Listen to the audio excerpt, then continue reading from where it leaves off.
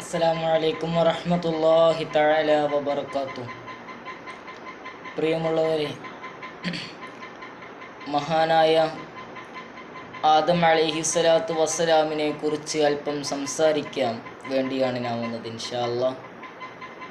മഹാനായ ആദം അലൈഹിസ്സലാത്തു വസ്സലാമിന് പല പേരുകളുമുണ്ട്.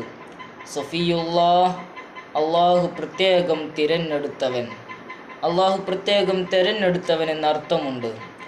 അതുപോലെ തന്നെ അവ്വലുൽ അംബിയ എന്നും അബുൽ ബഷർ എന്നും, അംബിയാക്കളിലെ ആദ്യത്തെ പ്രവാചകൻ എന്നും മനുഷ്യരാശിയുടെ പിതാവ് എന്നും മഹാനായ ആദം അലൈഹിസ്സലാത്തു വസ്സലാമിന് പേര് പറയപ്പെടുന്നു. പ്രിയമുള്ളവരെ, മഹാനായ ആദം അലൈഹിസ്സലാത്തു വസ്സലാമിന് ഹവ്വാ ബീവിയും ആദം നബി അലൈഹിസ്സലാമുമാണല്ലോ ഈ മണ്ണിലെ ആദ്യത്തെ മനുഷ്യന്മാർ. അവർക്ക് ആദ്യം 40 കുട്ടികളുണ്ടാവുകയും 20 ആൺമക്കളും 20 പെൺമക്കളും ഉണ്ടാവുകയാണ്. സുബ്ഹാനല്ലാഹ്. മഹാനായ ആദം അലൈഹിസ്സലാത്തു വസ്സലാമിന് വഫാത്താവുന്ന 1000 വർഷത്തോളം മഹാനവറുകൾ ജീവിക്കുകയും വഫാത്താവുന്ന സമയം മഹാനായ ആദം നബി അലൈഹിസ്സലാത്തു വസ്സലാമിന് 4 ലക്ഷത്തോളം മക്കളുണ്ടായിരുന്നു എന്നാണ്. സുബ്ഹാനല്ലാഹ്.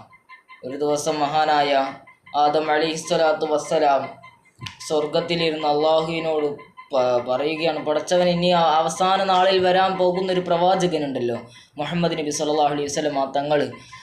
മഹാനവറുകളെ കുറിച്ച് മഹാനെ നോക്ക് കാണുന്നുണ്ട്, എനിക്കൊന്ന് കാണണം എന്നിങ്ങനെ പലതവണ ആവർത്തിച്ച് പറഞ്ഞപ്പോൾ അല്ലാഹു സുബ്ഹാനഹു വ തആല മഹാനായ ആദം അലൈഹിസ്സലാത്തു വസ്സലാമിൻ്റെ വിരലുകളിൽ അതിൻ്റെ പ്രകാശം, റസൂലുള്ളാഹിൻ്റെ പ്രകാശം എത്തിച്ചു കൊടുക്കുകയാണ്.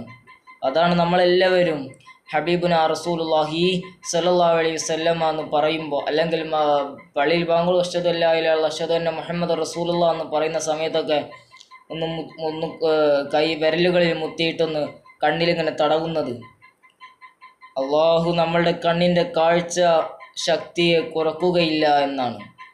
അള്ളാഹു സുബ്ഹാനഹു വ തആല കാത്ത് രക്ഷിക്കുമാറാകട്ടെ. മഹാനായ റസൂലുള്ളാഹി സ്വല്ലല്ലാഹു അലൈഹി വസല്ലമ തങ്ങളോടൊപ്പം നാളെ സ്വർഗത്തിൽ അള്ളാഹു നമ്മളെല്ലാവരെയും ഒരുമിച്ച് കൂട്ടുമാറാകട്ടെ.